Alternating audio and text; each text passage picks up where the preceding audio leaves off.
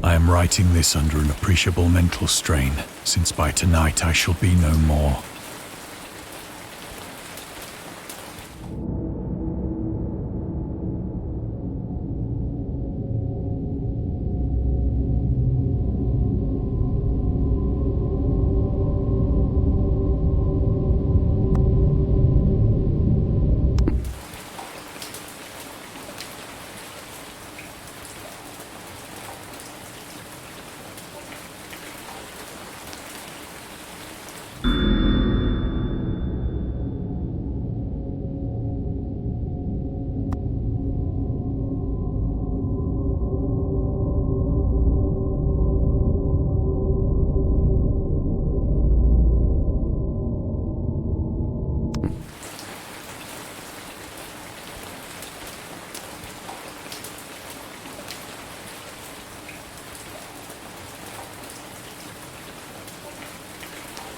Penniless, and at the end of my supply of the drug which alone makes life endurable, I can bear the torture no longer, and shall cast myself from this garret window into the squalid street below. Do not think from my slavery to morphine that I am a weakling or a degenerate. When you have read these hastily scrawled pages, you may guess, though never fully realize, why it is that I must have forgetfulness or death.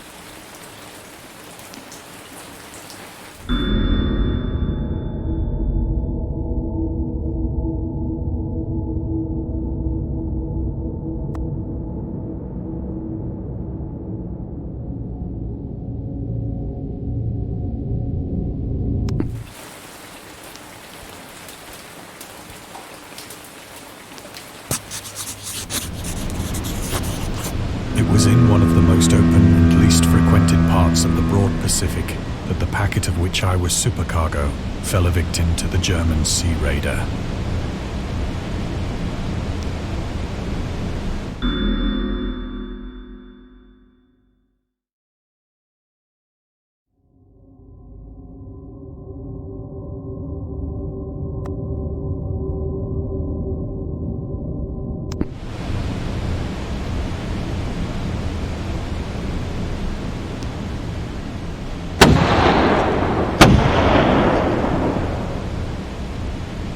The Great War was then at its very beginning, and the ocean forces of the Hun had not completely sunk to their later degradation. So that our vessel was made a legitimate prize, whilst we of her crew were treated with all the fairness and consideration due us as naval prisoners.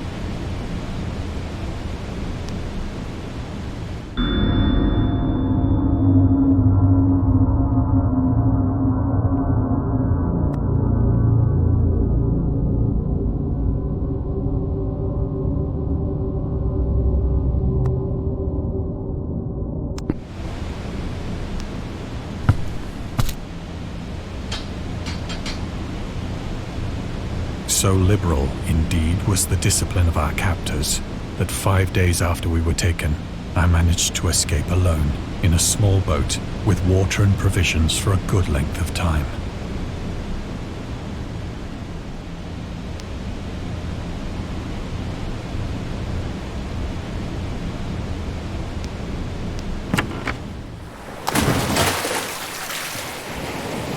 When I finally found myself adrift and free, I had but little idea of my surroundings. Never a competent navigator, I could only guess vaguely by the sun and stars that I was somewhat south of the equator. Of the longitude, I knew nothing, and no island or coastline was in sight.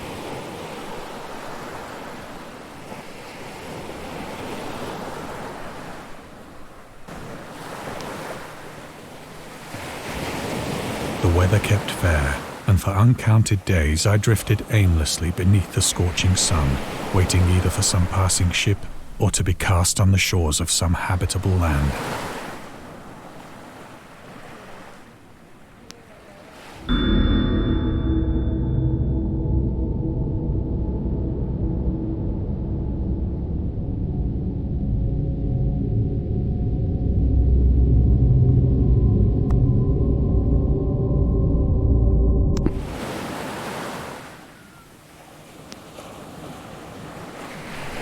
But neither ship nor land appeared, and I began to despair in my solitude upon the heaving vastness of unbroken blue. The change happened whilst I slept. Its details I shall never know, for my slumber, though troubled and dream-infested, was continuous.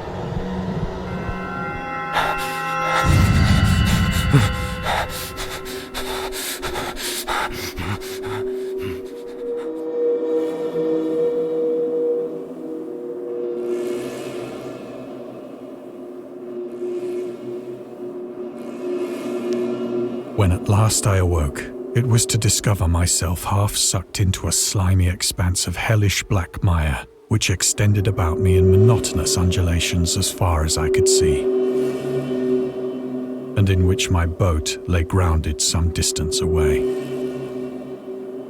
Though one might well imagine that my first sensation would be of wonder at so prodigious and unexpected a transformation of scenery, I was in reality more horrified than astonished.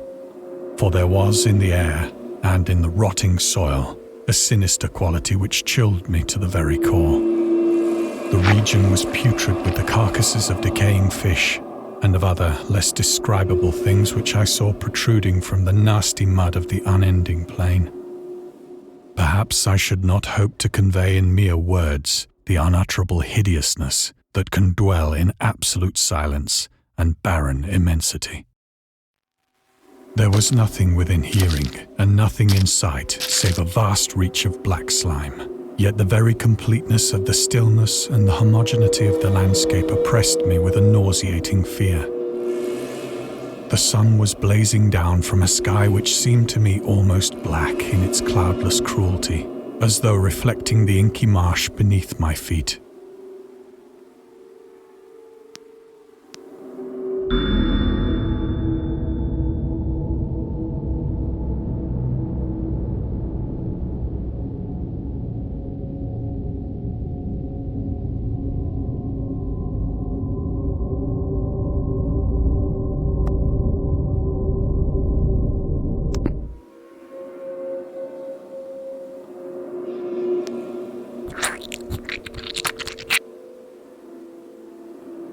As I crawled into the stranded boat, I realized that only one theory could explain my position. Through some unprecedented volcanic upheaval, a portion of the ocean floor must have been thrown to the surface, exposing regions for which innumerable millions of years had lain hidden under unfathomable watery depths.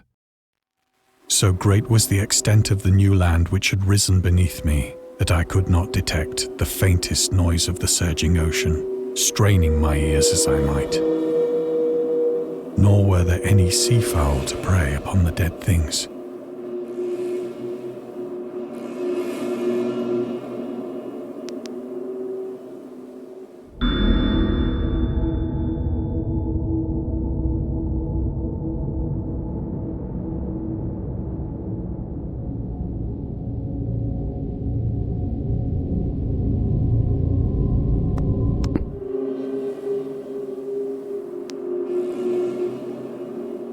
For several hours I sat thinking or brooding in the boat, which lay upon its side and afforded a slight shade as the sun moved across the heavens.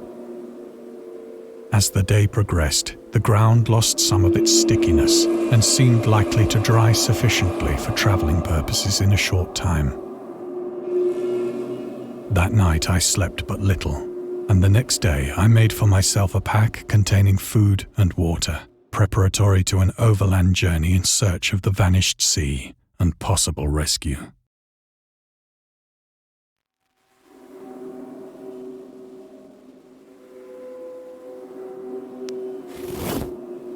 On the third morning, I found the soil dry enough to walk upon with ease. The odor of the fish was maddening, but I was too much concerned with graver things to mind so slight an evil, and set out boldly for an unknown goal.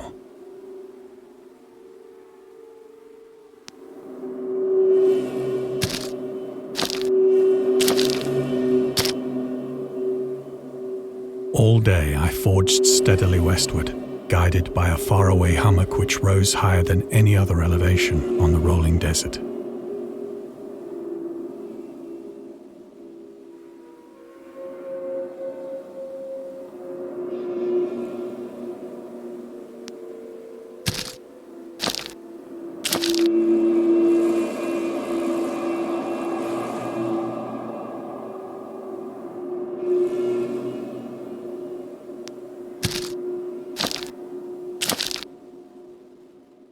That night, I encamped, and on the following day still travelled toward the hummock, though that object seemed scarcely nearer than when I had first espied it.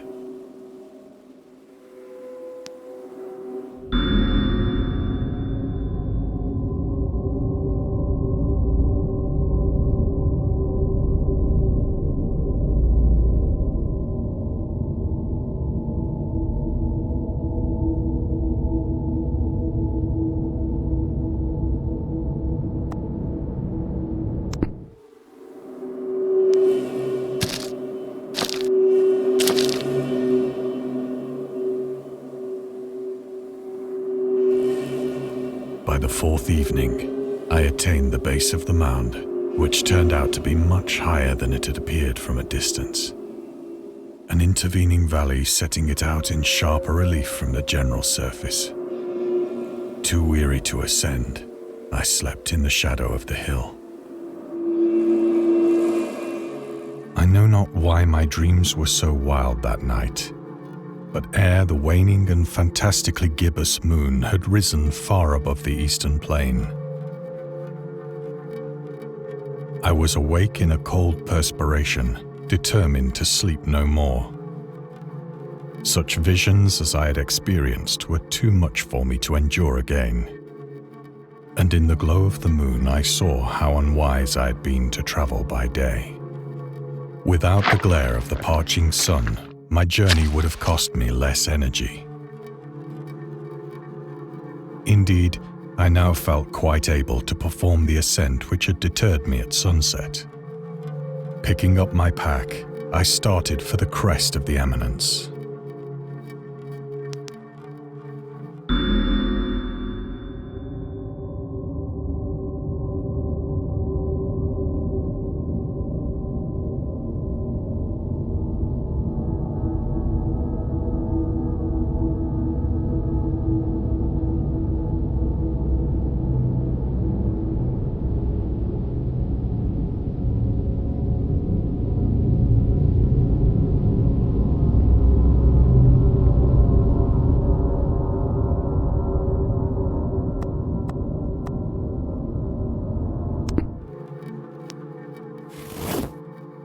I have said that the unbroken monotony of the rolling plain was a source of vague horror to me. But I think my horror was greater when I gained the summit of the mound and looked down the other side into an immeasurable pit or canyon,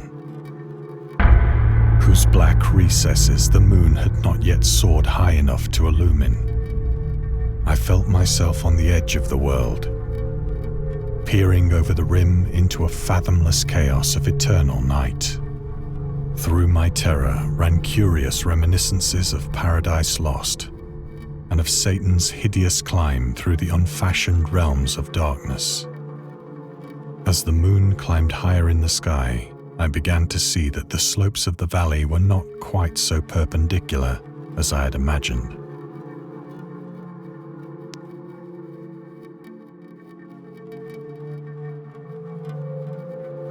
Ledges and outcroppings of rock afforded fairly easy footholds for a descent, whilst after a drop of only a few hundred feet, the declivity became very gradual.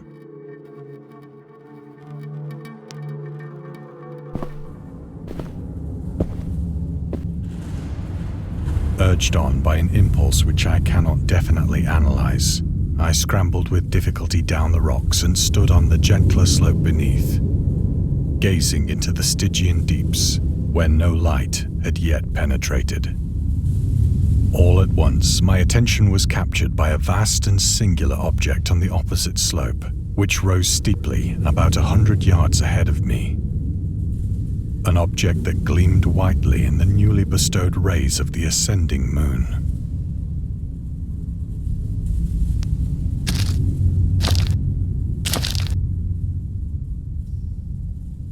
it was merely a gigantic piece of stone, I soon assured myself. But I was conscious of a distinct impression that its contour and position were not altogether the work of nature. A closer scrutiny filled me with sensations I cannot express. For despite its enormous magnitude and its position in an abyss which had yawned at the bottom of the sea since the world was young, I perceived beyond a doubt that the strange object was a well-shaped monolith, whose massive bulk had known the workmanship and perhaps the worship of living and thinking creatures. Dazed and frightened, yet not without a certain thrill of the scientist's or archaeologist's delight, I examined my surroundings more closely.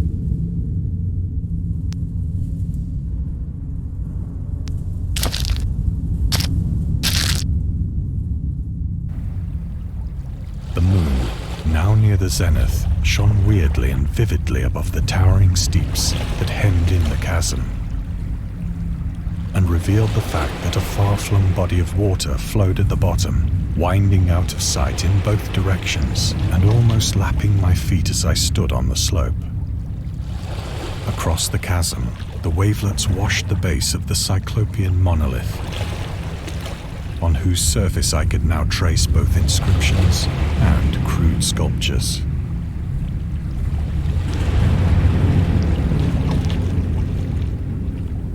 The writing was in a system of hieroglyphics unknown to me and unlike anything I'd ever seen in books, consisting for the most part of conventionalized aquatic symbols such as fishes, eels, octopi, crustaceans, mollusks, whales, and the like. Several characters obviously represented marine things which are unknown to the modern world, but whose decomposing forms I had observed on the ocean-risen plain. It was the pictorial carving, however, that did most to hold me spellbound.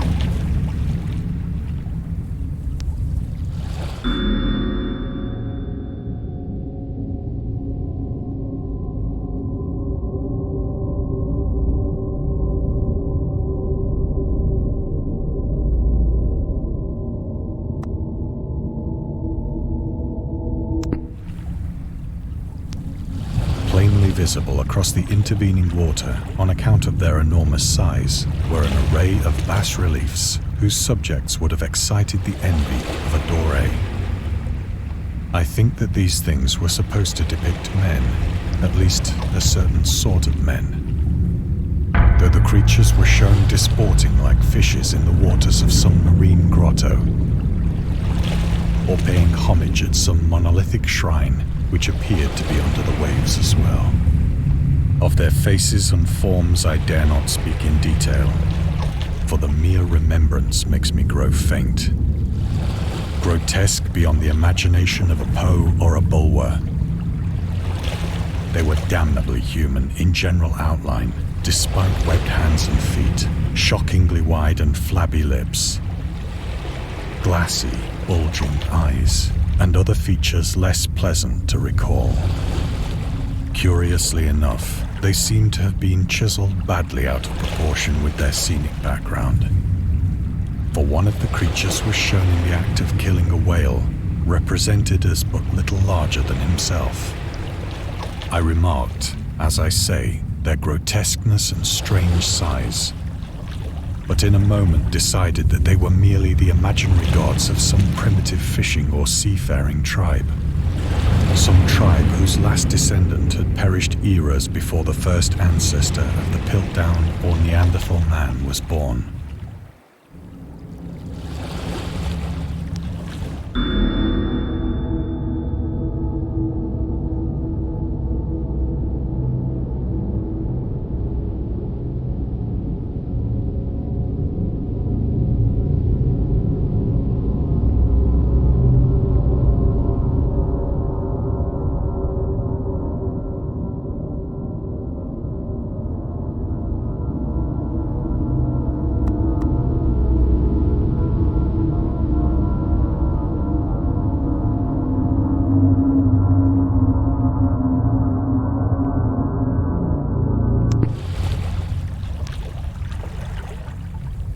awestruck at this unexpected glimpse into a past beyond the conception of the most daring anthropologist.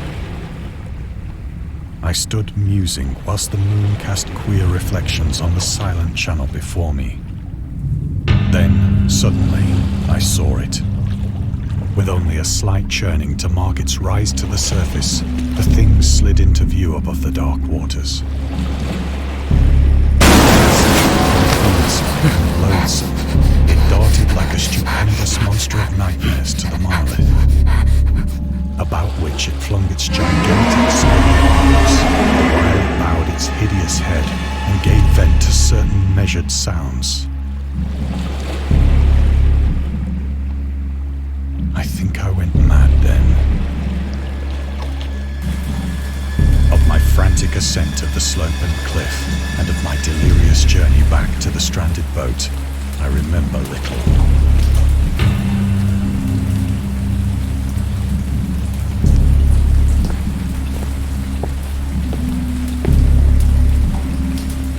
I believe I sang a great deal and laughed oddly when I was unable to sing.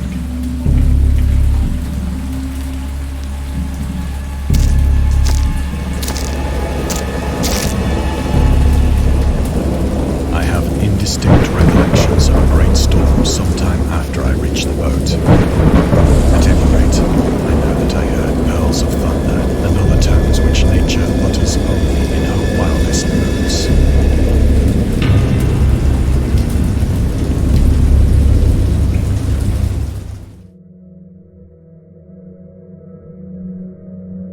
When I came out of the shadows, I was in a San Francisco hospital. Brought thither by the captain of the American ship which had picked up my boat in mid-ocean. In my delirium, I had said much, but found that my words had been given scant attention. Of any land upheaval in the Pacific, my rescuers knew nothing. Nor did I deem it necessary to insist upon a thing which I knew they could not believe.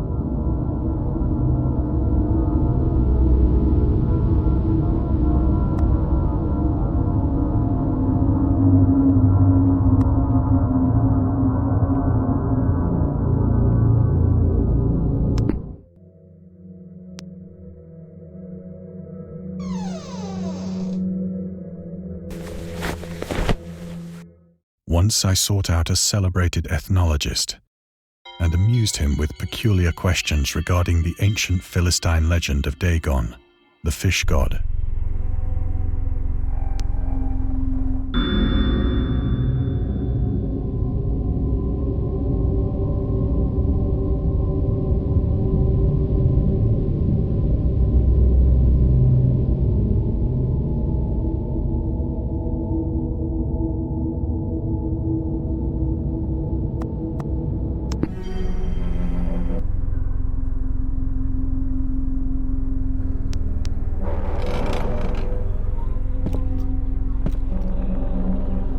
But soon perceiving that he was hopelessly conventional, I did not press my inquiries.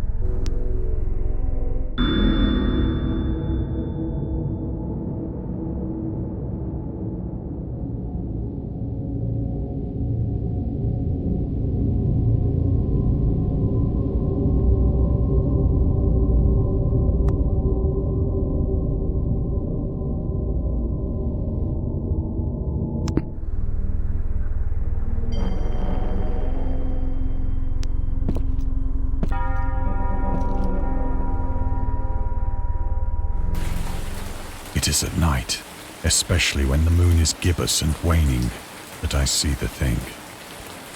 I tried morphine, but the drug has given only transient surcease and has drawn me into its clutches as a hopeless slave.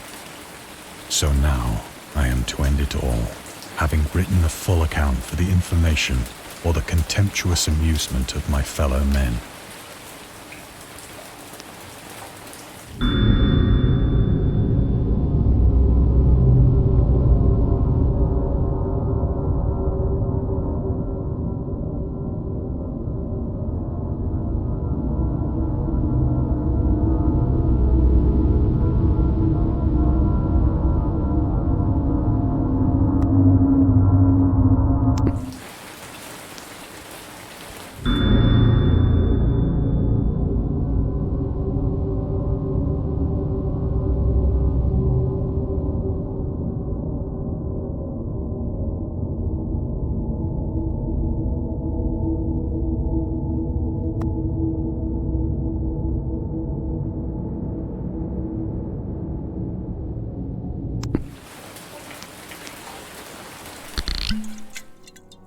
Often, I ask myself if it could not all have been a pure phantasm, a mere freak of fever as I lay sun-stricken and raving in the open boat after my escape from the German man-of-war.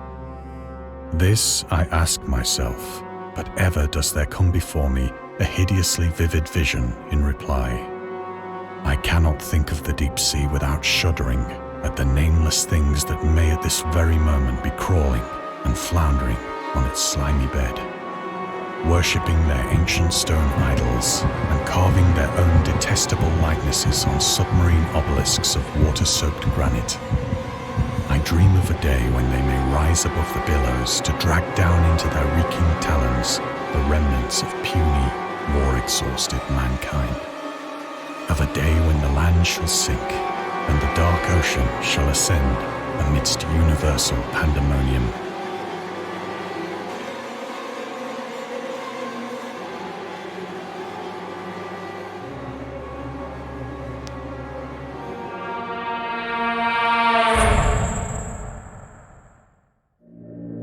The end is near.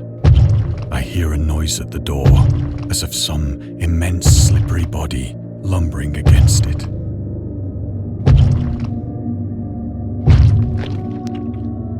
It shall not find me.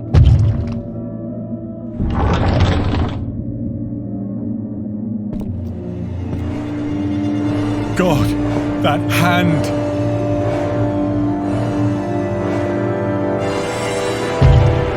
The window! The window!